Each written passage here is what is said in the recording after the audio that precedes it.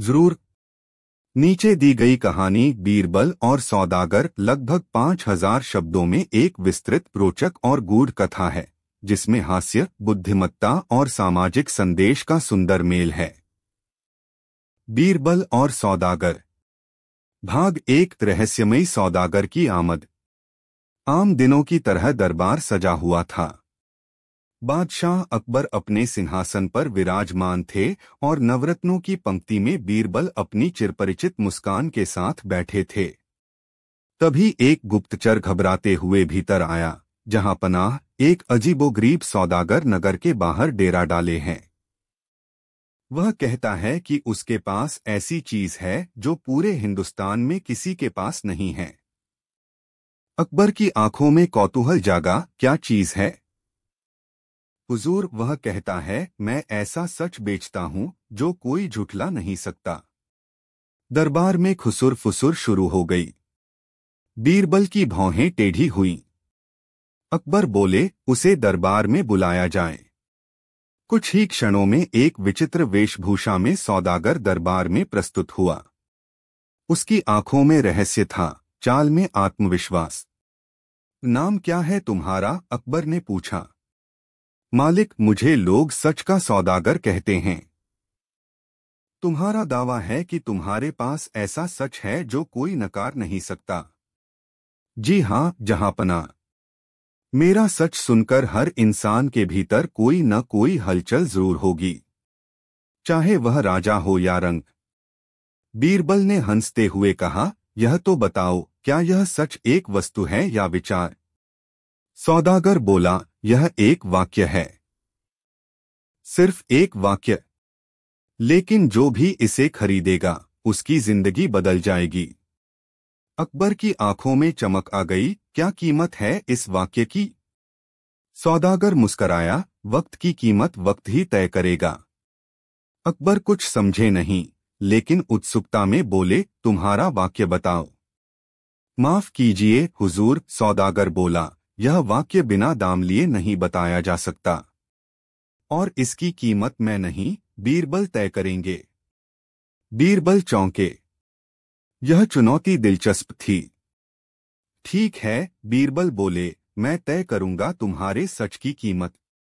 लेकिन अगर तुम्हारा सच झूठा या व्यर्थ निकला तो तुम्हें नगर छोड़ना पड़ेगा, सदा के लिए। सौदागर मुस्कराया, स्वीकार है। भाग 2। सच का वाक्य। दरबार के बीच खामोशी छा गई। सौदागर ने अपनी पोटली खोली, उसमें से एक मोहर लगी मुड़ी हुई चिट्ठी निकाली और बीरबल को सौंपी। बीरबल ने उसे खोला और पढ़ा। यह वक्त भी गुजर जाएगा। बीरबल कुछ देर उस वाक्य को पढ़ते रहे, फिर धीरे से मुस्कराए। अकबर ने पूछा, क्या है उसमें? बीरबल बोले, जहांपनाह, इसमें लिखा है, यह वक्त भी गुजर जाएगा। दरबार में हंसी गूंज उठी। कुछ मंत्रियों ने ठहाके लगाए, बस यही? इतना मामूली सा वाक्य? यह तो हम रोज सुनते हैं। लेकिन बीरबल गंभीर थे। नहीं, यह मामूली नहीं है। यह वाक्य एक जीवन दर्शन है। अकबर ने पूछा, समझाओ। बीरबल बोले, यह वाक्य हमें तब याद रखना चाहिए जब हम बहुत खुश हों, ताकि हम घमंड न करें, और तब भी जब हम दुखी हों, ताकि हम निराश न हो जाएं। यह वाक्य हमें संतुलन देता है। यह हमें यथार्थ का बोध कराता है कि समय स्थायी नहीं है। सौदागर ने कहा, यह वाक्य मैंने कई राजाओं को बेचा है और सभी ने कहा यह उनके जीवन का सबसे बड़ा ज्ञान बना। अकबर ने सिर हिलाया, वाकई इसमें गहराई है। बीरबल, क्या यह वाक्य कीमत के लायक है? बीरबल बोले, हाँ, जहांपनाह। और इसकी कीमत होगी एक दिन का मौन, ताकि हर दरबारी इस वाक्य पर मनन कर सके। अकबर हंसे, तो आज दरबार मौन रहेगा। और इस सौदागर को इनाम में 100 अशर्फिया। भाग 3। परछाइयों का सौदा। वहीं सौदागर ने कहा, जहांपनाह, मेरे पास एक और सौदा है। बीरबल ने आंखें तरेरी, अब क्या बेचोगे? सौदागर बोला, मैं लोगों की परछाइयां खरीदता हूं। परछाइयां? अकबर चौंके। हाँ, मैं इंसानों से उनकी परछाई ले लेता हूँ, बदले में उन्हें वह देता हूँ जो वे सबसे ज्यादा चाहते हैं, धन, सौंदर्य, सत्ता। बीरबल ने पूछा, और क्या करते हो उनकी परछाइयों का? सौदागर गंभीर हो गया, परछाइयां आत्मा की भाषा होती हैं। जिन्हें वे छोड़ देते हैं, वे अपने मूल स्वभाव से दूर हो जाते हैं। मैं केवल उन्हें दर्पण दिखाता हूँ कि वे क्या खो रहे हैं। अकबर को यह बात अजीब लगी, यह तो रहस्यवाद है।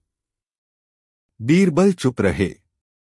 उन्होंने सौदागर से कहा, क्या मुझे मेरी परछाई बेचने का प्रस्ताव दोगे? नहीं, सौदागर बोला, तुम्हारे भीतर अब भी वह रोशनी है जो परछाई को जिंदा रखती है। अकबर बोले, बीरबल, तुम क्या समझे इस सौदे से? बीरबल मुस्कराए, यह प्रतीक है। जो लोग लोभ और वासना के कारण अपना नैतिक मूल्य त्यागते हैं, वे परछाई से कट जाते हैं, यानी आत्मा से। यह सौदागर हमें चेतावनी दे रहा है। भाग 4, बीरबल की परीक्षा। कुछ ही दिनों में नगर में अजीब घटनाएं होने लगीं। लोग बदल रहे थे। सज्जन क्रूर हो रहे थे, व्यापारी बेईमान, गुरु लोभी। बीरबल को शंका हुई। उन्होंने गुप्त जांच शुरू करवाई। पता चला, सौदागर रात के अंधेरे में कुछ लोगों को छाया का सौदा करवा रहा था। वह कहता, तुम्हारी परछाई मुझे दे दो और मैं तुम्हें वो दूंगा जो तुम्हारा मन मांगे। कई लोग लालच में पड़ गए। उन्होंने सौदागर की शर्तें मान लीं और धीरे धीरे वे विचलित हो गए, जैसे आत्मा खो बैठे हों। बीरबल ने अकबर को बताया, यह आदमी सिर्फ सौदागर नहीं, एक दार्शनिक है जो समाज का असली चेहरा उजागर कर रहा है। वह दिखा रहा है कि लोग कितनी आसानी से अपने मूल्यों को बेच देते हैं। अकबर ने पूछा, क्या हमें उसे नगर से निकाल देना चाहिए? बीरबल बोले, नहीं, हमें लोगों को उसका सामना खुद करवाना चाहिए। भाग 5, ज्ञान की जीत। बीरबल ने नगर के बीचों बीच एक सभा रखी, जहां सौदागर को बुलाया गया। बीरबल ने कहा, तुम लोगों की आत्माएं खरीदते हो, पर अब समय है कि लोग तुम्हारे सामने अपना सच बोलें। सभा में एक वृद्ध सामने आया, मैंने अपनी परछाई बेच दी थी, लेकिन अब मुझे अपने भीतर की शांति नहीं मिल रही। एक और बोला, मैंने धन पाया, पर अब मैं हर चीज से डरता हूं। बीरबल ने कहा, तुम्हारी परछाई कोई छीन नहीं सकता, जब तक तुम खुद उसे त्यागना न चाहो। इस सौदागर ने सिर्फ तुम्हारा चेहरा दिखाया है। अंततः सौदागर बोला, मेरा काम यहीं पूरा होता है। मैं कोई आम व्यापारी नहीं, मैं एक दर्पण हूं जो मानवमन के लोभ, भय और विवेक को उजागर करता है। मैं हर नगर में जाकर यह दिखाता हूं कि सच्चाई कोई वस्तु नहीं, वह भीतर है। बस किसी को उसे उजागर करना होता है। और वह धीरे धीरे भीड़ में गुम हो गया। अंतिम दृश्य, बीरबल की टिप्पणी। बीरबल ने दरबार में कहा, सच बिकता नहीं, वह तो भीतर रहता है। लेकिन कभी कभी किसी सौदागर की जरूरत होती है जो हमें याद दिला सके कि हमारी परछाई हमारी सबसे बड़ी संपत्ति है। अकबर ने सिर हिलाया, सच कहा बीरबल। यह सौदागर असल में हमारी आत्मा की आवाज था। उसे खो देना खुद को खो देना है। दरबार में एक बार फिर वह वाक्य गूंजा, यह वक्त भी गुजर जाएगा। समाप्त। अगर आप चाहें तो इस कहानी को किसी श्रृंखला में भी बढ़ाया जा सकता है, जैसे बीरबल और परछाइयों का शहर या सौदागर की वापसी। क्या आप ऐसी अगली कड़ी में रुचि रखते हैं? जरूर। नीचे प्रस्तुत है कहानी बीरबल और सौदागर का अगला भाग, जो पिछले भाग की रहस्यमयी और दार्शनिक लहर को आगे बढ़ाता है। इस भाग का शीर्षक है बीरबल और परछाइयों का शहर। कहानी का दूसरा भाग लगभग 5000 शब्दों में। भाग 1। वापसी की फुसफुसाहट। बीरबल की आंखों में हल्की चिंता की रेखा थी। सौदागर तो चला गया था, पर नगर के कुछ लोग अब भी असमंजस में थे, जैसे उनके भीतर से कुछ छूट गया हो। मंदिरों में भजन धीमे हो गए थे, बाजारों में सौदे ठंडे, और चेहरों पर कोई अदृश्य धुंध। एक दिन आधी रात को बीरबल को एक पुकार सुनाई दी। वह सपना नहीं था, एक धीमी सी आवाज, जैसे हवा में गूंजती कोई पुरानी किताब। बीरबल, मैं अब भी यही हूं, तुम्हारे भीतर, तुम्हारे साए में। बीरबल जागे। खिड़की से चांदनी भीतर आ रही थी और दीवार पर उनकी परछाई थरथरा रही थी, जैसे किसी और की हो। भाग 2। खोया हुआ बच्चा। अगली सुबह नगर की सीमा पर एक अजीब बच्चा मिला। वह नंगे पैर धूल से लथपथ था और कहता जा रहा था, मैं अपनी परछाई ढूंढ रहा हूं। मैंने उसे सौदागर को दे दिया था। बीरबल ने बच्चे को दरबार बुलवाया। वह सिर्फ 8 वर्ष का था, लेकिन उसकी आंखों में सैकड़ों वर्षों की थकान थी। क्या नाम है तुम्हारा? छाया। बीरबल चौंके। नाम है छाया? बच्चा बोला, नहीं, पर अब लोग मुझे वही कहते हैं, क्योंकि मेरी परछाई नहीं है। अकबर ने कहा, यह तो असंभव है। हर व्यक्ति की परछाई होती है। बीरबल उठे। उन्होंने दीपक जलाया और बच्चे को सामने खड़ा किया। सचमुच वह दीवार पर परछाई नहीं छोड़ रहा था। दरबार में सनसनी फैल गई। बीरबल ने कहा, यह मामला सामान्य नहीं है। हमें उस सौदागर के अतीत तक जाना होगा। भाग 3। रहस्यमयी पुस्तकालय। बीरबल ने नगर से बाहर एक पुराने खंडहर की ओर रुख किया, जहां किसी ज़माने में ज्ञानसूत्र ग्रंथालय हुआ करता था, एक ऐसी जगह जहां दुनिया के सबसे दुर्लभ विचार संग्रहित थे। खंडहर की दीवारों में आज भी कुछ पुस्तकें थीं, और धूल के बीच बीरबल को मिली एक काली जिल्द वाली किताब, परछाइयों का व्यापार। पन्ने पलटे और एक अध्याय सामने आया। जब आत्मा लोभ में बंधती है, वह अपनी छाया को छोड़ देती है। परछाई का न होना चेतना की मृत्यु है।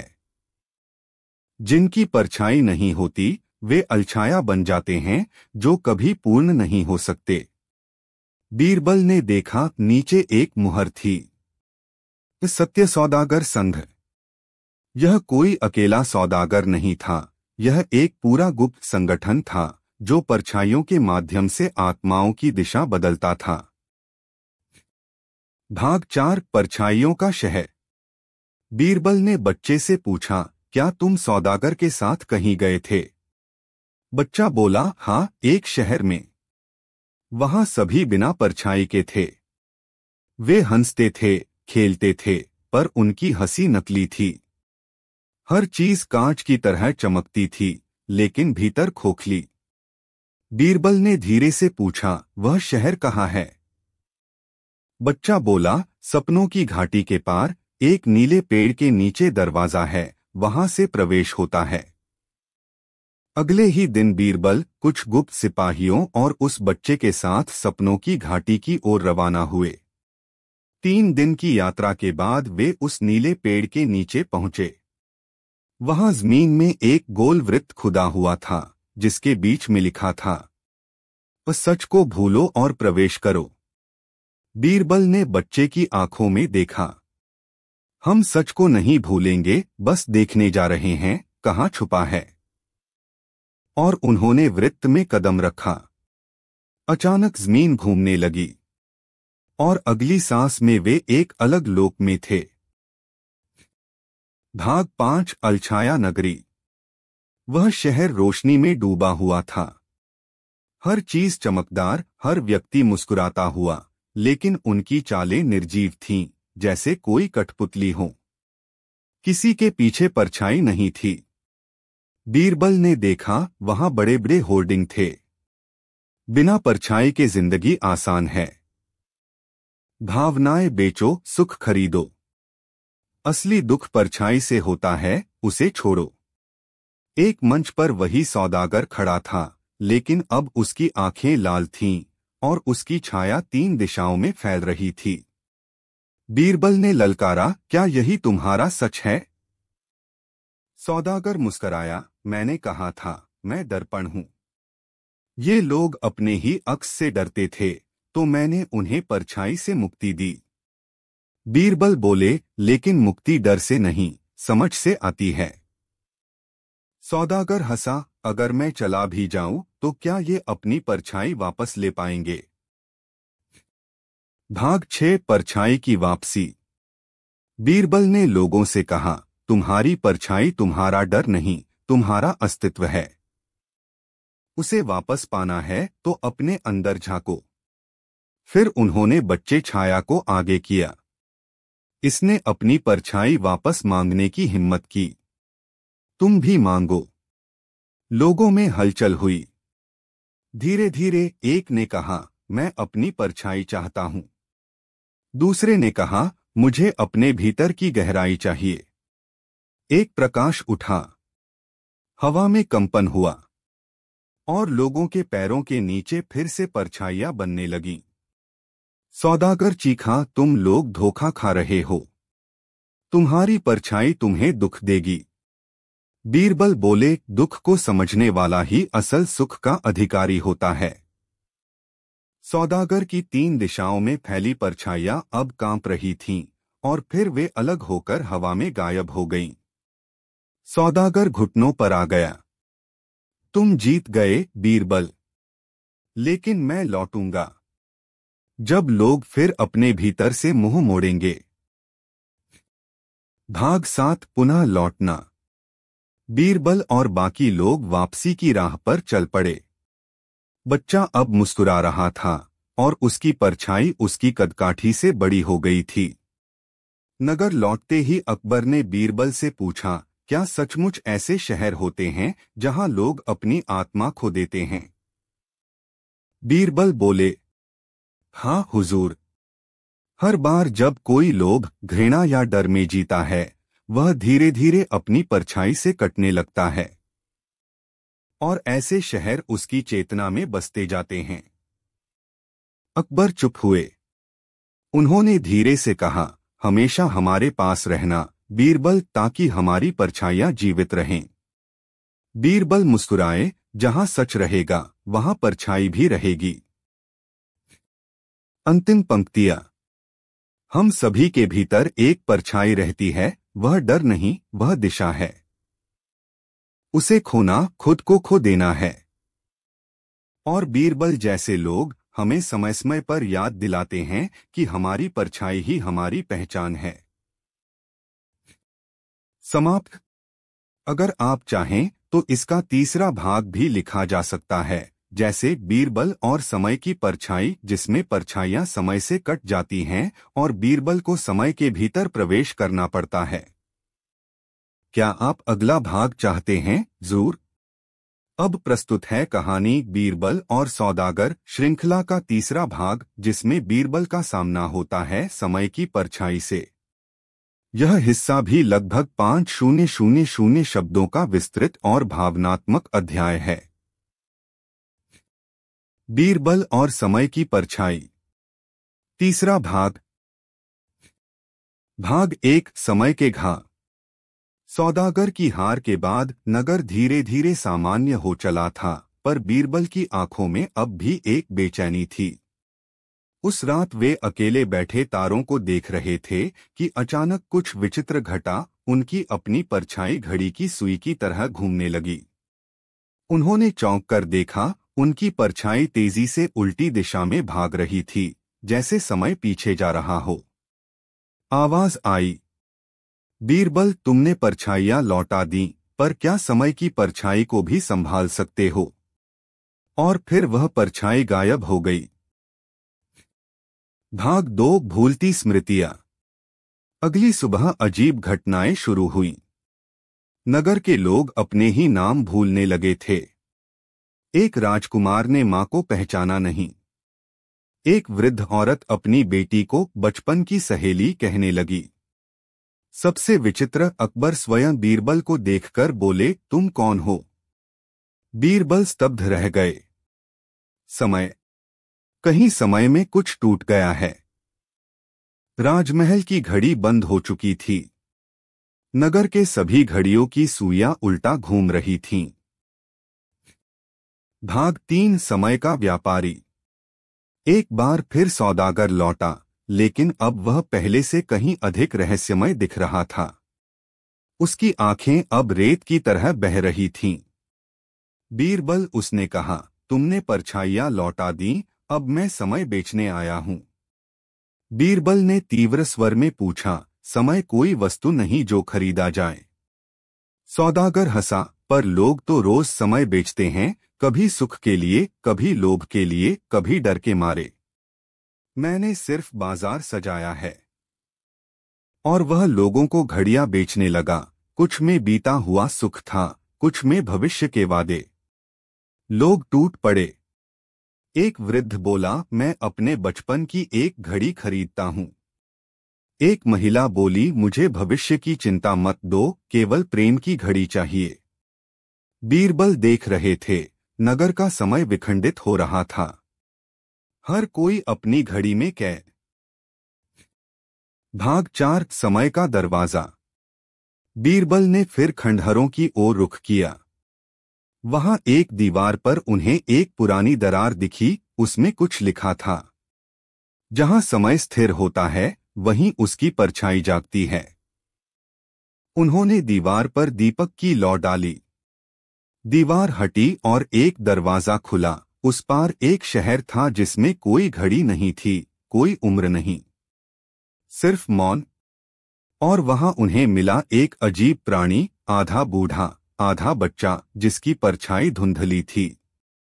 उसने कहा, मैं समय की परछाई हूं, स्मृतियों का बोझ, भविष्य की लालसा और वर्तमान की दुविधा। बीरबल ने पूछा, क्या यह नगर का इलाज तुम्हारे पास है? उसने उत्तर दिया, इलाज नहीं, दर्पण है। खुद को देखना होगा, समय से नहीं, समय के उस पार। भाग 5, दरबार में समय। बीरबल लौटे। दरबार में लोगों की आंखों में अब खालीपन था। बीरबल ने वहां एक आईना रखा और कहा, जो भी अपनी घड़ी में कैद है, इसमें झांके। आईने में हर व्यक्ति ने देखा और पाया कि उसकी परछाई घड़ी के भीतर घूम रही है। बीरबल बोले, समय जीने के लिए है, कैद करने के लिए नहीं। हर घड़ी जो तुमने खरीदी है, वह तुम्हारे अस्तित्व को चुरा रही है। फिर उन्होंने सबकी घड़ियां लीं और उन्हें एक दीप में पिघलाया। दीप की लौ बुझी और नगर की घड़ियां रुक गईं। फिर एक नई हवा चली। अकबर को बीरबल याद आ गए। मां ने बेटी को पहचाना। समय ने लोगों को लौटा दिया। भाग 6, सौदागर की पराजय। सौदागर आया, क्षुब्ध, और बोला, तुम बार बार मेरे व्यापार में हस्तक्षेप करते हो, बीरबल। अब क्या करोगे जब मैं तुम्हारा ही समय छीन लूं? बीरबल बोले, मेरा समय मेरे कर्मों में है, उसे कोई चुरा नहीं सकता। सौदागर ने बीरबल पर वार किया और उसकी परछाई चीर दी। पर बीरबल मुस्कराए और बोले, तुमने समय की परछाई को समझा नहीं, वह भविष्य नहीं, वर्तमान में होती है। एक तेज प्रकाश हुआ। सौदागर की घड़ी टूट गई। उसकी रेत आंखें बह गईं और वह फिर धुंध बनकर गायब हो गया। भाग 7, अंतिम शिक्षा। नगर अब शांत था। हर व्यक्ति ने अपनी परछाई को स्वीकार किया था और समय को जिया, न कि संजोया। अकबर ने बीरबल से पूछा, क्या यह सौदागर फिर लौटेगा? बीरबल बोले, वह हर उस जगह लौटेगा जहां लोग अपने वर्तमान से डरते हैं और अतीत या भविष्य की घड़ी में जीना चाहते हैं। वह लौटेगा जब हम अपने ही समय से मुंह मोड़ लेंगे।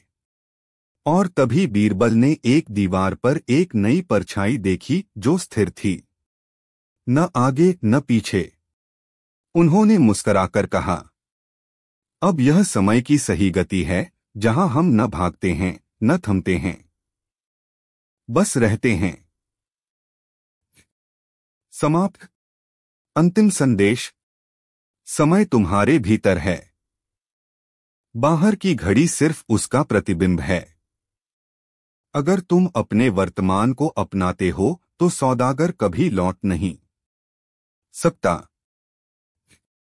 यदि आप चाहें तो अगला भाग बीरबल और विचारों का व्यापारी लिखा जा सकता है, जहां सौदागर अब लोगों के विचारों की खरीद बिक्री करता है। क्या आप अगला भाग चाहते हैं? जरूर। अब प्रस्तुत है कहानी बीरबल और सौदागर श्रृंखला का चौथा भाग, जिसका शीर्षक है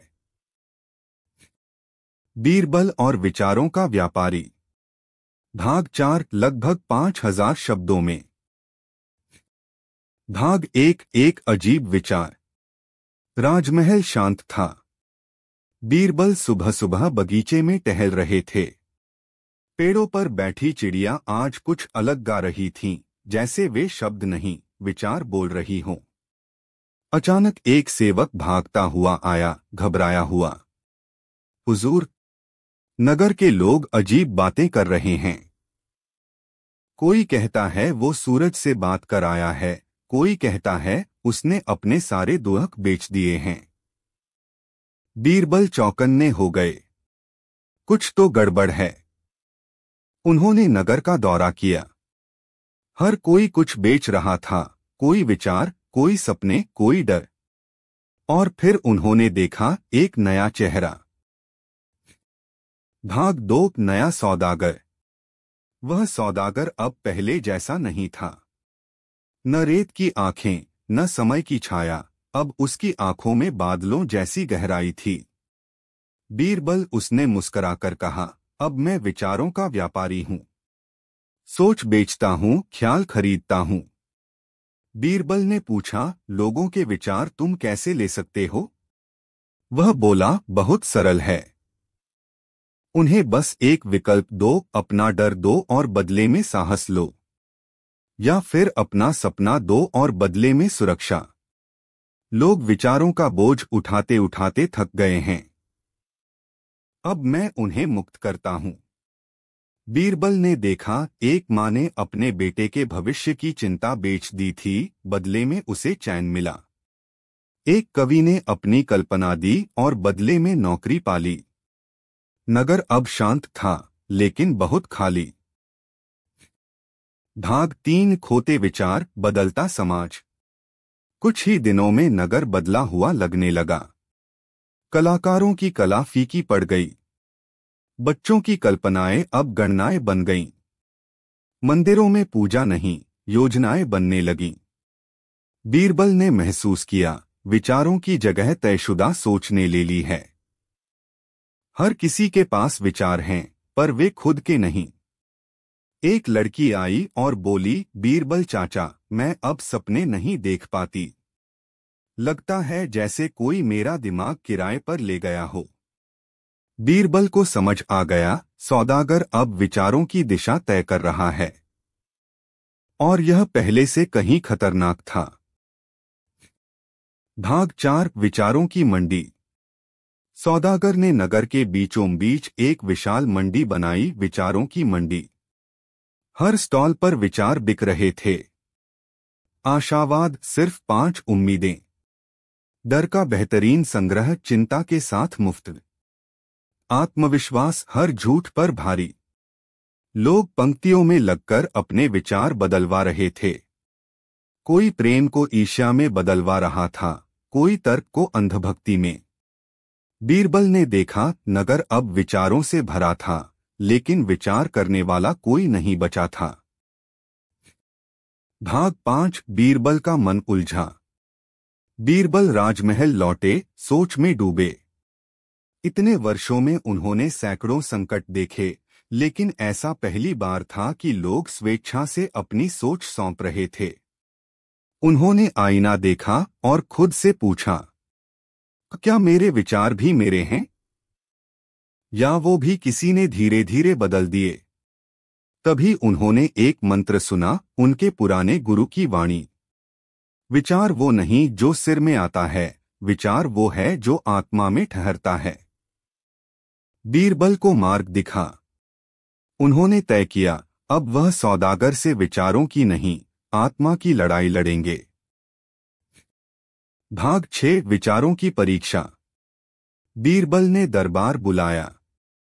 हर व्यक्ति से सिर्फ एक सवाल पूछा, तुम जो सोच रहे हो वो क्या सचमुच तुम्हारी सोच है, या वो किसी और ने रखी है तुम्हारे भीतर? लोग चुप। पहली बार डर नहीं था, सिर्फ खालीपन। एक दार्शनिक बोला, हमने विचार लिए ताकि दुहक ना हो, पर दुहक के बिना सोच नहीं होती। बीरबल ने सौदागर को बुलाया। अब तुम मेरी सोच खरीदोगे? बीरबल ने पूछा। सौदागर हंसा, तुम्हारी सोच तो पहले ही डर और चिंता से भरी है। उसे बेच दो, मैं शांति दूंगा। बीरबल बोले, शांति खरीदने वाली चीज नहीं, वह तो उस विचार से आती है जो भीतर से निकला हो, न कि बाजार से। भाग 7 सौदागर की हार। बीरबल ने नगर के मध्य एक दर्पण रखवाया, जिसे उन्होंने विचारदर्शी कहा। जिसने भी उसमें देखा, उसने अपने भीतर के सबसे सच्चे विचार को देखा, और वो विचार जिसने उसे बेचा था। लोग रोने लगे। एक पिता बोला, मैंने अपने बेटे के भविष्य की चिंता बेची, पर अब मैं प्रेम महसूस नहीं कर पाता।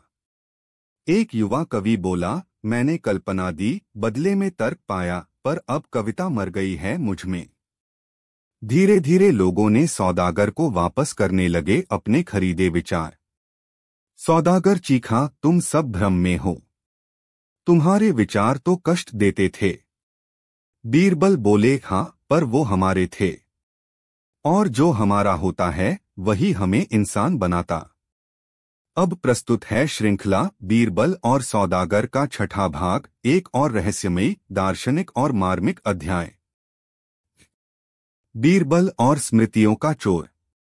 भाग 6 लगभग 5000 शब्दों में। भाग 1 नींद में गुम लोग। नगर में अजीब शांति छा गई थी। लोग जागते थे, पर जैसे सपना नहीं देखते थे। हंसते थे, पर जैसे कोई याद उन्हें गुदगुदाती नहीं थी। बीरबल ने देखा, एक माँ अपने बेटे से पूछ रही थी, तू कौन है रे? क्या तू मेरा बेटा है? बेटा हंस पड़ा, अम्मा, आज तो तू सचमुच मजाक कर रही है। पर माँ के चेहरे पर उलझन थी, वो सचमुच भूल चुकी थी। शाम होते होते यह रोग फैल गया, लोग अपनी यादें भूलने लगे। एक चित्रकार को याद नहीं रहा कि उसने दीवारों पर क्या चित्र बनाए थे। एक वृद्ध दंपति एक दूसरे से अजनबी की तरह बात कर रहे थे, और बीरबल को एक क्षण को लगा कि उसे अकबर का चेहरा ही धुंधला दिखाई दे रहा है। स्मृतियां मिट रही हैं, बीरबल ने कहा, और किसी ने बहुत सोच समझकर ऐसा किया है। भाग 2 स्मृति का सौदागर। नगर की सीमा पर एक चमकता सा गुंबद बन चुका था, पारदर्शी पर भीतर धुंध भरी। लोग उसमें प्रवेश कर रहे थे और बाहर आकर जैसे हल्के हो जाते। बीरबल ने देखा, वही सौदागर, पर इस बार बिल्कुल बदल गया था। उसके पास एक नीली किताब थी, जिसे वह छूता और लोगों की यादें पोंछ देता। बीरबल, उसने कहा, लोग अब बीते कल से थक चुके हैं, मैं उन्हें भूत से मुक्त कर रहा हूं। बीरबल ने पूछा, और बदले में तुम क्या ले रहे हो? सौदागर बोला, कुछ नहीं, सिर्फ उनकी यादें, वो जो दर्द देती हैं, जो भारी करती हैं। भाग 3 विस्मृति का आशीर्वाद। शहर अब और भी व्यवस्थित हो गया था।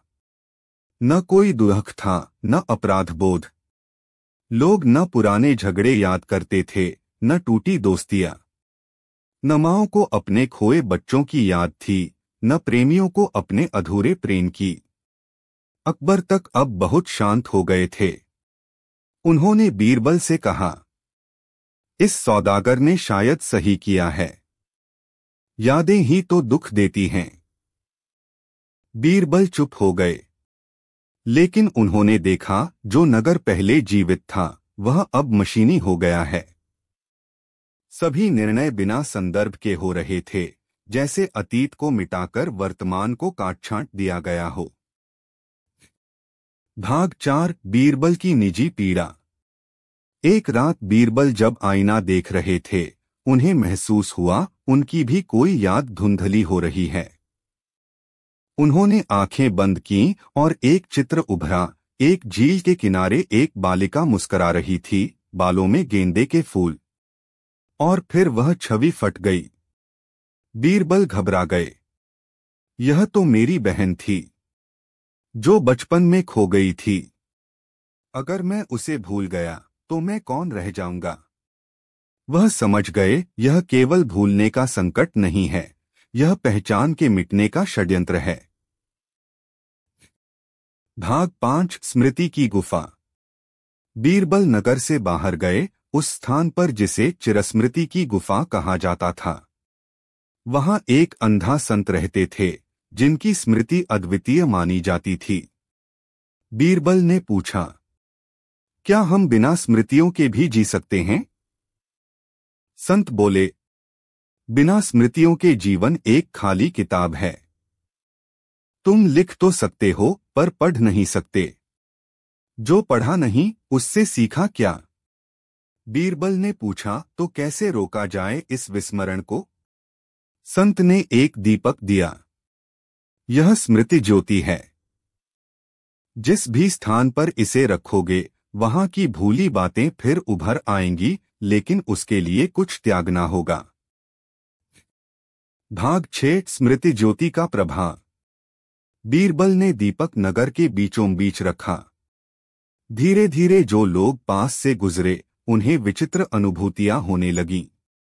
एक बुजुर्ग स्त्री अचानक जोर से रोने लगी। मुझे याद आया, मेरी बेटी। उसने नीली चुनरी पहनी थी जब खो गई थी। एक सैनिक लड़खड़ाकर बैठ गया। मुझे याद आ गया, मैंने युद्ध में एक निर्दोष को मार दिया था। और अकबर। वे चुपचाप चलकर बीरबल के पास आए और बोले, मैंने बचपन में अपने पिता को खोया था। आज तक कभी नहीं रोया, पर आज मैं बच्चा बन गया हूं। लोगों की आंखें गीली थीं, पर चेहरों पर मानवीय भाव लौट आए थे। भाग 7 स्मृति बनाम सुख। सौदागर सामने आया, पर इस बार उसका चेहरा बुझा हुआ था। उसने बीरबल से पूछा, क्यों क्यों तुम लोगों को दुख दिला रहे हो? वे तो अब खुश थे। बीरबल बोले, स्मृति केवल दुख नहीं होती, वह जिम्मेदारी भी होती है, करुणा भी, प्रेम भी। हम जो भूलते हैं वही हमें खोखला बनाता है। सौदागर कुछ पल चुप रहा, फिर हंस पड़ा। तो अब अगली बार मैं शायद सपनों का चोर बनूंगा। वहां तुम नहीं पहुंच पाओगे। और वह वायुमंडल में घुल गया, एक अनदेखी चुप्पी के साथ। भाग 8 नगर की पुनर्रचना। नगर अब रो रहा था, पर यह आंसू पहचान के थे। लोग एक दूसरे से लिपटकर अपनी भूली बातें साझा कर रहे थे। एक पिता ने बेटे को फिर से गले लगाया, मुझे याद है तेरा पहला कदम। एक नर्तकी ने अपनी पुरानी चालें याद करके मंच पर नृत्य किया। बीरबल ने वह झील फिर से देखी, अब स्मृति में ही सही, लेकिन पूरी। अकबर बोले, अब मुझे एहसास हुआ कि राज चलाना केवल आदेश देना नहीं है, यादें संजोना भी है। अंतिम संदेश। जिसे हम भूलते हैं वो हमसे दूर नहीं होता, वो हमारे भीतर चुपचाप प्रतीक्षा करता है। स्मृति न केवल जीवन है, वह चेतना की जड़ है। उसे बचाए रखना ही सच्चा जागरण है। क्या आप चाहेंगे कि अगला भाग हो बीरबल और स्वप्नों का अपहरण, जहां सौदागर अब सपनों को चुराकर मनुष्यों को यंत्र बनाना चाहता है?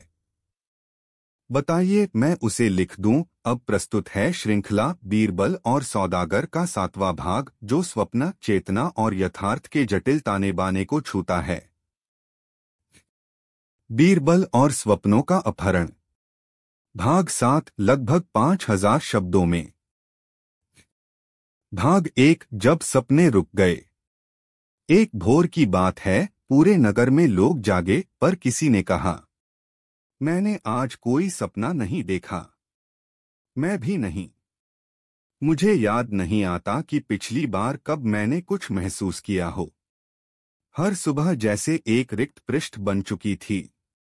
बीरबल को पहला संदेह तब हुआ जब उन्होंने महल के कलाकार से पूछा, कौन सी कल्पना में हो आजकल? कलाकार ने जवाब दिया, कल्पना? अब जैसे रंग सूख गए हैं भीतर, और आंखें सिर्फ दीवार देखती हैं। बीरबल चौंक गए। नगर धीरे धीरे स्वप्नशून्य होता जा रहा था। भाग 2, नींद में चलता महल। रात में बीरबल को स्वप्न आया, पर यह कोई साधारण स्वप्न नहीं था। अकबर बिना मुंह के खड़े थे। रानियां सो रही थीं और उनके शरीर हवा से बने थे। एक मिरर उनके सामने लटका था, जिसमें बीरबल दिख ही नहीं रहे थे। और फिर अचानक आवाज आई, अब स्वप्न तुम्हारे नहीं रहे बीरबल। बीरबल ने उठते ही देखा, उनके कमरे की दीवार पर कोई अजीब छाया थी, जैसे कोई पर्दे के पीछे हिल रहा हो। भाग 3, सौदागर की तीसरी चाल। नगर से बाहर एक ऊंचा, चमकीला मीनार बन गया था, जिसके ऊपर लिखा था, स्वप्न का संग्रहालय। बीरबल भीतर गए।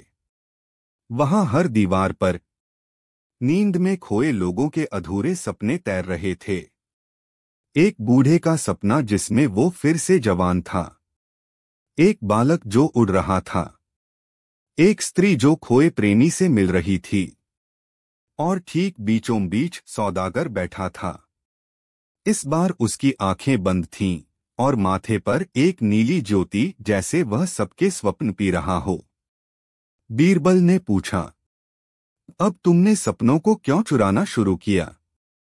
सौदागर मुस्कराया, क्योंकि यह वह चीज है जो लोग सबसे ज्यादा भूल जाते हैं और सबसे कम बचाते हैं। स्वप्न अब व्यर्थ हैं बीरबल। मैं उन्हें एक जगह इकट्ठा कर रहा हूं ताकि किसी को पीड़ा न हो। भाग 4, स्वप्नविहीन मानव। बिना स्वप्न के लोग यंत्र जैसे हो गए थे। कोई कुछ नया नहीं सोचता। कलाकारों की कल्पना मुरझा गई। न कोई भविष्य की योजना बना रहा था, न बचपन में देखे सपनों की बातें। राजा अकबर ने एक सभा में चुपचाप घोषणा की, अब से स्वप्न एक विलासिता हैं। अगर हमें यथार्थ चाहिए तो स्वप्न छोड़ने होंगे। बीरबल स्तब्ध रह गए। राजा भी अब यंत्र बनते जा रहे हैं, उन्होंने सोचा। अगर हम स्वप्न नहीं देखेंगे तो जागने का अर्थ क्या रहेगा? भाग 5, स्वप्न का बीज। बीरबल चुपचाप उस वृद्ध संत के पास पहुंचे जो स्मृति ज्योति देते थे। संत अब भी वही मुस्कान लिए बैठे थे। बीरबल बोले, अब स्वप्न जा रहे हैं। संत ने उत्तर दिया, स्मृति से चेतना जन्मती है, पर स्वप्न से दिशा जन्मती है। अगर स्मृति जड़ है तो स्वप्न पंख हैं। संत ने बीरबल को एक बीज दिया। इसे वहां रोप दो जहां लोग सबसे गहराई से सोते हैं। यह बीज एक स्वप्न वृक्ष बनेगा और लोग फिर से उड़ने लगेंगे। भाग 6, स्वप्न वृक्ष का उगना। बीरबल ने वह बीज नगर की सबसे पुरानी गुफा में बोया, जहां कभी संतों ने ध्यान किया था। 3 दिन तक कुछ नहीं हुआ। चौथे दिन एक अजीब वृक्ष उगा, जिसकी पत्तियां नींद में हिलती थीं। रात होते ही जब चांद उस पर पड़ा, उसकी छाया नगर भर में फैल गई और लोगों के मन में हलचल शुरू हो गई।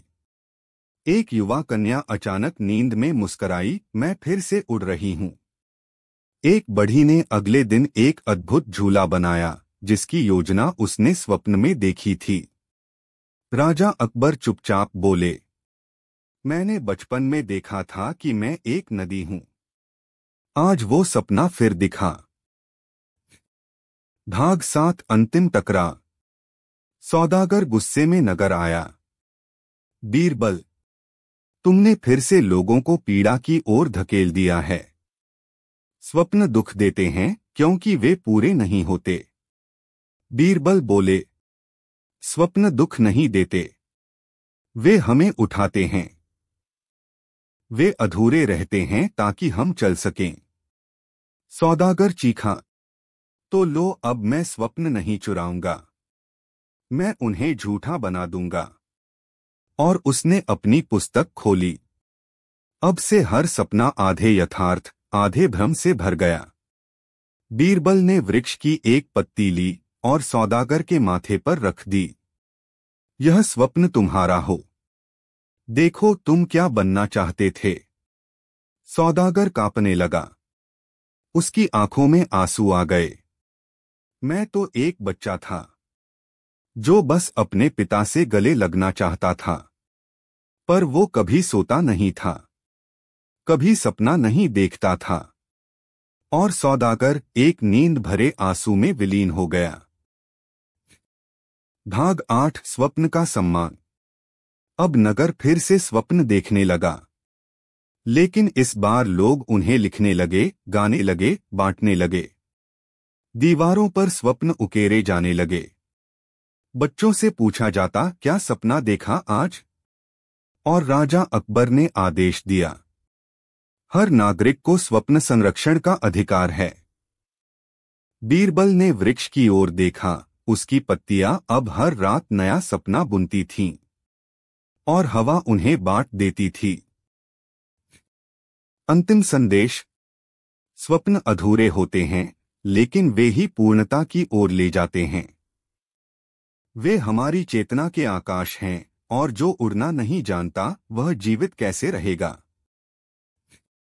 क्या आप चाहेंगे कि अगला भाग हो बीरबल और इच्छाओं का जाल, जिसमें सौदागर अब लोगों की इच्छाएं चुराकर उन्हें भ्रम में कैद करता है? बताइए, मैं अगला भाग लिख दूं। अब प्रस्तुत है श्रृंखला बीरबल और सौदागर का 8वां भाग, बीरबल और इच्छाओं का जाल। भाग 8 लगभग 5000 शब्दों में। भाग 1 जब मन शांत हो गया। नगर में धीरे धीरे एक और बदलाव होने लगा।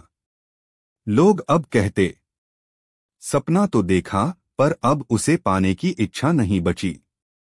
मन से जैसे चाह निकल गई है। कलाकार चित्र बना रहा था, पर अधूरा छोड़ देता था। कवि कविता शुरू करता, मगर बीच में ही चुप हो जाता। बीरबल ने देखा, इच्छाएं जैसे सूखती जा रही थीं। भाग 2 गुमशुदा इच्छाओं की गली। नगर के एक पुराने कोने में एक पतली सी गली उभरी, जिसे कोई जानता नहीं था। इसका नाम था इच्छाओं की गली। बीरबल ने रात को देखा। वहां लोग चुपचाप जाते और एक नीली धुंध में गुम हो जाते। सुबह लौटते तो आंखें सूनी होती, जैसे किसी ने उनके भीतर की आग चुरा ली हो। बीरबल वहां गए और देखा। गली के बीच एक बड़ा आईना था। हर व्यक्ति उसमें झांकता, और जो भी सबसे गहरी इच्छा होती वह आईने में कैद हो जाती। भाग 3 सौदागर का नया रूप। आईने के पीछे वही सौदागर बैठा था, मगर अब वह वैसा नहीं दिखता था जैसा पहले। वह सफेद वस्त्रों में था, शांत चेहरा, और उसकी आवाज अब करुणा से भरी थी। मैं अब किसी से कुछ नहीं चुराता बीरबल, वह बोला। मैं तो बस इच्छाओं का बोझ ले लेता हूं। देखो न, लोग दुखी हो जाते हैं जब कोई चाह पूरी नहीं होती। बीरबल ने कहा, चाह का मतलब ही है जीने की वजह। अगर तुम उन्हें छोड़ दो तो लोग बस सांस लेने वाले पुतले रह जाएंगे। सौदागर मुस्कराया, तुम्हारा तर्क सुंदर है, पर यथार्थ कठोर है। मैं अब ईश्वर बनना नहीं चाहता बीरबल, मैं बस मन की शांति बांटना चाहता हूं। भाग 4, इच्छाओं की जेल। बीरबल ने उस आईने को छुआ और अचानक वह गहराई में गिरने लगे। वो एक ऐसे संसार में पहुंचे जहां हर तरफ अधूरी इच्छाएं थीं। एक वृद्ध की इच्छा थी अंतिम बार अपने बेटे को गले लगाना। एक बालक की इच्छा कभी चॉकलेट खाना। एक स्त्री की इच्छा अपने सपने का व्यवसाय शुरू करना। हर इच्छा एक कांच की बोतल में बंद थी और हवा में तैर रही थी। सौदागर की आवाज गूंजी, ये सभी इच्छाएं अब पीड़ारहित हैं। वे अब किसी को जलाती नहीं, वे बस यहीं तैरती हैं। भाग 5, बीरबल की परीक्षा। सौदागर बोला, बीरबल, अगर तुम सच में मानते हो कि इच्छाएं जरूरी हैं, तो अपनी सबसे गहरी इच्छा बताओ। बीरबल ने चुपचाप उत्तर दिया, मेरी इच्छा है कि लोग कभी अपने भीतर मरे नहीं। वे अपनी आग जलाए रखें, चाहे हवा कैसी भी हो। सौदागर मुस्कराया, तो लो, मैं तुम्हें यह इच्छा पूरी करने की शक्ति देता हूं, पर शर्त यह है, तुम स्वयं कोई इच्छा नहीं रख सकोगे। बीरबल चुप हो गए। आखिर उन्होंने कहा, अगर मेरे त्याग से लोग जी सकें तो स्वीकार है। भाग 6, इच्छा का वृक्ष। नगर के बीचों बीच अचानक एक इच्छा वृक्ष उग आया। हर पत्ती पर किसी की छिपी इच्छा लिखी थी। लोग जब उसके नीचे जाते उन्हें वह इच्छा याद आने लगती और वे फिर से उसे पाने की ओर कदम बढ़ाते। एक वृद्ध ने खेत फिर से जोतना शुरू किया। एक कन्या ने कविता लिखी, अब मैं उड़ना चाहती हूं। राजा अकबर बोले, मुझे फिर से गाना सीखना है जो मैंने बचपन में छोड़ दिया था। भाग 7, सौदागर की समाप्ति या नई शुरुआत। सौदागर फिर से सामने आया। इस बार वह थका हुआ था। उसने बीरबल से कहा, मैंने स्वप्न चुराए, इच्छाएं छुपाई, क्योंकि मुझे लगा इससे लोग सुरक्षित रहेंगे। पर तुमने दिखा दिया कि संवेदनशीलता ही सबसे बड़ी शक्ति है। बीरबल ने कहा, सौदागर, अगर तुम्हारा हृदय अब सचमुच बदल गया है तो चलो हम एक नया रास्ता बनाते हैं। सौदागर ने अपनी पुस्तक जला दी और उस गली से बाहर चला गया। कुछ कहते हैं वह अब किसी पहाड़ी गांव में बच्चों को कहानियां सुनाता है। भाग 8, बीरबल और नया नगर। अब नगर में एक नया रिवाज शुरू हुआ। हर व्यक्ति रोज अपनी इच्छा एक कागज पर लिखता और उस वृक्ष के नीचे छोड़ देता। बीरबल चुपचाप सबको देख रहे थे। उनका मन शांत था। पर किसी ने पूछा, बीरबल, आपकी क्या इच्छा है? बीरबल मुस्कराए, अब मेरी इच्छा तुम सब हो। अंतिम पंक्तियां। इच्छाएं कभी शत्रु नहीं होती। वे तो जीवन का दीपक हैं जो रोशनी के साथ साथ ताप भी देते हैं। और बिना ताप के जीवन बस एक ठंडी छाया है। क्या आप चाहेंगे कि अगला भाग हो बीरबल और मौन का व्यापार, जहां सौदागर लोगों की आवाजें बेचने लगता है और नगर में मौन की महामारी फैल जाती है? बताइए, मैं अगला भाग लिख दूं। अब प्रस्तुत है श्रृंखला बीरबल और सौदागर का नवा भाग, जो लगभग 5000 शब्दों में एक नई परत खोलता है। बीरबल और मौन का व्यापार, भाग 9, एक दार्शनिक और रहस्यमयी कथा। भाग एक मौन की शुरुआत। नगर में धीरे धीरे एक अजीब परिवर्तन होने लगा। लोग बात करते करते रुक जाते। मजदूर, व्यापारी, स्त्रियां, बच्चे सब जैसे बोलना भूलते जा रहे थे। सभा में राजा अकबर ने घोषणा की, यह नगर अब बहुत शांत है। पर यह शांति अजीब है, डरावनी।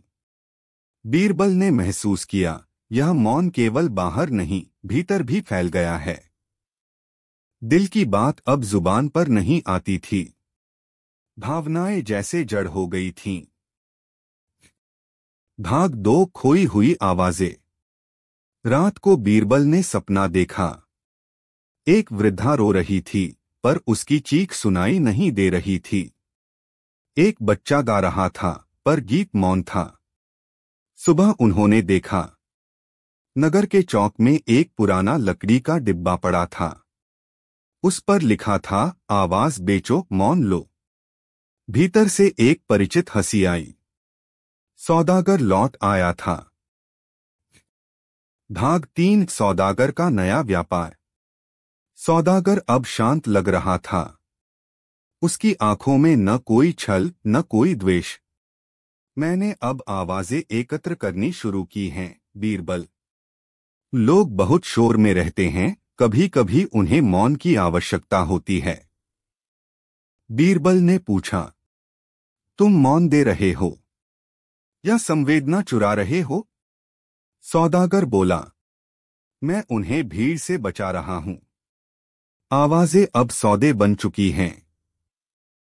लोग चिल्लाते हैं, झूठ बोलते हैं, दूसरों को चोट देते हैं।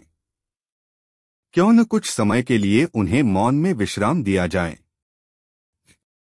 भाग चार, बीरबल की जांच। बीरबल ने गुप्त रूप से नगर में घूमना शुरू किया। उन्होंने देखा, एक बच्चा अब मां से मां कहना भूल गया था। एक कवि की कलम तो चलती थी, पर कविता अब गूंगी हो गई थी। एक प्रेमी प्रेमिका को देखता था, पर कुछ कह नहीं पाता था। बीरबल समझ गए, यह मौन कोई साधारण मौन नहीं था, यह भावों की चोरी थी। भाग पांच, मौन की मंडी। सौदागर ने एक नया क्षेत्र बसाया, जिसे नाम दिया मौन की मंडी। लोग वहां जाते और अपनी आवाजें छोड़ आते। एक पिता ने अपने गुस्से की आवाज छोड़ी ताकि घर में शांति रहे। एक पत्नी ने अपने सवालों की आवाज छोड़ी ताकि पति संतुष्ट रहे। एक सैनिक ने अपनी चीख छोड़ दी ताकि वह युद्ध में अडिग रहे। बदले में वे पाते शांति का पत्थर, जो दिल को भारी करता था पर ठंडा बनाए रखता था।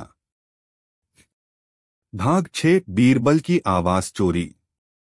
एक रात जब बीरबल सो रहे थे, सौदागर उनके पास आया और उनका सपना चुराया, जिसमें वे कुछ गा रहे थे। सुबह बीरबल बोले तो पाया उनकी आवाज जा चुकी थी।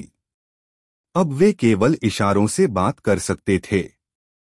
राजा परेशान हुए। नगर डगमगाने लगा। बीरबल की चुप्पी ने सबको भीतर झांकने पर मजबूर कर दिया। भाग 7, मौन के भीतर की चीख। बीरबल ने बिना बोले एक योजना बनाई। वे नगर के सबसे ऊंचे स्तंभ पर चढ़े और वहां एक वीणा रख दी। वे बोले नहीं, पर धीरे धीरे उनके इशारों से एक लय उभरी। वीणा खुद बजने लगी। लोग इकट्ठा होने लगे और जो कह नहीं पाए थे वे उस धुन में सुनाई देने लगे। बच्चों की हंसी, प्रेमियों की पुकार, बुजुर्गों की यादें, स्त्रियों की प्रार्थना। सौदागर दूर से देख रहा था। उसकी आंखें नम थीं। भाग 8, अंतिम मौन। बीरबल ने लिखकर एक पंक्ति राजा को दी। अब बोलने का समय नहीं है, सुनने का समय है। लोग धीरे धीरे मौन से बाहर आने लगे, पर अब उनका बोलना बदल चुका था। अब कोई चिल्लाता नहीं था, कोई बहस नहीं करता था। हर आवाज में सुनने की गूंज थी। भाग 9 सौदागर की विदाई। सौदागर बीरबल के पास आया। उसने कहा, मैंने अब समझा, बीरबल, मौन सिर्फ चुप रहना नहीं होता। वह तो संवेदनाओं का सबसे गूढ़ संगीत है। उसने बीरबल को उनकी खोई हुई आवाज लौटाई। बीरबल ने कहा, तुम्हारा व्यापार खत्म नहीं, बस उसका रूप बदल गया है। अब तुम अर्थों का सौदा करो, शब्दों का नहीं। भाग 10 बीरबल और नया गीत। नगर में एक त्योहार मनाया गया, जिसे नाम दिया गया स्वर और मौन का संगम। लोग पहले कुछ क्षण मौन रखते, फिर धीरे धीरे एक एक करके बोलते, जैसे कोई संगीत क्रमशः जाग रहा हो। बीरबल ने अंत में एक गीत गाया। जब शब्द चुप थे, तब आत्मा बोली थी। जब मौन गहरा हुआ, तब जीवन ने गाया। अगला भाग क्या हो? क्या आप चाहेंगे कि अगला भाग हो? बीरबल और वह पुस्तक जो भविष्य बदलती थी। जहां सौदागर एक रहस्यमयी किताब लेकर आता है, जिसमें लिखा हर शब्द भविष्य को बदल देता है। बताइए, मैं अगला भाग तैयार कर दूं। अब प्रस्तुत है श्रृंखला बीरबल और सौदागर का 10वां भाग। बीरबल और भविष्य बदलने वाली पुस्तक। भाग 10 एक गूढ़, रहस्यमयी और दार्शनिक यात्रा। भाग 1 पुस्तक जो पाई गई। बिना लेखक के। एक सुबह दरबार में एक सैनिक दौड़ता हुआ आया। उसके हाथ में थी एक काली चमड़े की पुस्तक, जिस पर लिखा था, जो लिखा जाएगा वह घटित होगा। पृष्ठ खोलते ही बीरबल चौंक गए, क्योंकि उसमें लिखा था, आज से 3 दिन बाद नगर में अग्नि भड़क उठेगी।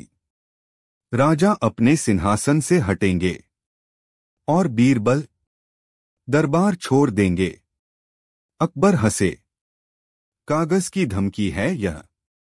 मगर बीरबल गंभीर थे। भाग 2 पुस्तक स्वयं लिखती है। राजा ने पुस्तक को राजकोष में बंद कर दिया। पर अगली सुबह दरबारी हैरान रह गए, क्योंकि पुस्तक का अगला पृष्ठ अपने आप लिखा गया था। रात 2 बजे कोषागार खुलेगा। कोई चोर नहीं, पर पुस्तक स्वयं बाहर आएगी। राजा ने पहरेदार लगाए, मगर सचमुच रात 2 बजे वह पुस्तक कोषागार के बाहर मिल गई। अब दरबार में भय था। क्या यह पुस्तक भविष्य बना रही है, या केवल बता रही है?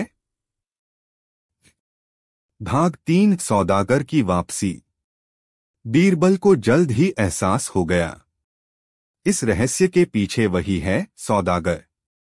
वे उसे एक झील के किनारे मिले, जहां वह एक रेखाचित्र बना रहा था। क्या अब तुम भविष्य बेचते हो? बीरबल ने पूछा। सौदागर मुस्कराया। मैंने महसूस किया कि लोग स्वप्न, इच्छाएं और आवाजें तो खो सकते हैं, लेकिन सबसे बड़ा भय उन्हें भविष्य को लेकर है। इसलिए मैंने एक पुस्तक बनाई, जो उन्हें वह दिखाए जिससे वे डरें, ताकि वे जागें। भाग 4 परीक्षण शुरू। पुस्तक में अगला अध्याय लिखा गया। बीरबल कल दरबार छोड़ देंगे और जंगल में प्रवेश करेंगे। राजा ने मना किया, पर बीरबल ने कहा, अगर मैं नहीं गया तो शायद भविष्य नहीं बदलेगा। बीरबल जंगल गए।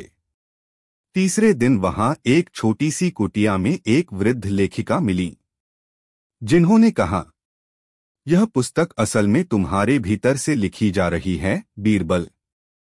इसका हर शब्द तुम्हारे निर्णय का प्रतिबिंब है। बीरबल बोले, तो इसका अर्थ है, भविष्य निर्धारित नहीं, बल्कि संभावनाओं से बुना हुआ है।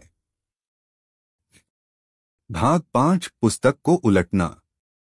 बीरबल ने एक निर्णय लिया।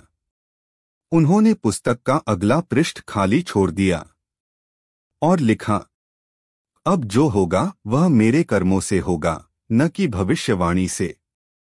अचानक पुस्तक की स्याही उड़ गई, पृष्ठ खाली हो गए। नगर में उसी दिन बारिश हुई, जिसने आग की भविष्यवाणी को निरस्त कर दिया। अकबर चकित थे। भाग 6 जनता को दी गई कलम। बीरबल ने